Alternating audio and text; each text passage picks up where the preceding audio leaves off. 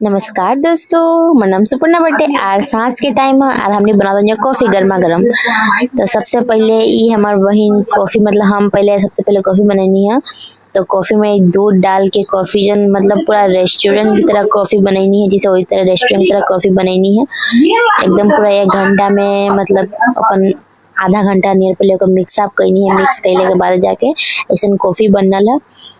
और सांझ के टाइम रहल त मतलब सबसे पहले तो कॉफी पिए के मन करेला। तो कॉफी कैसन लागल हमनी के कॉफी बताइए कमेंट करके। और ये हमार बहन रहे हमनी अपन दोनों ट्रा खातिर 2 कप कॉफी बनैनी है। और कॉफी जोन बनल रहे ना दोस्त का बताई, इतना टेस्टी रहल, बहुत ज्यादा टेस्टी रहल, बहुत ज्यादा। और बस ये कप में डलाइल गर्मा गर्म कॉफी एकदम पूरा घर के देसी गाय के दूध से बनल है। और कॉफी मतलब पिए में इतना मजा लागत रहल कि का ही बताई। और पी के एकदम तो मन खुश हो गईल।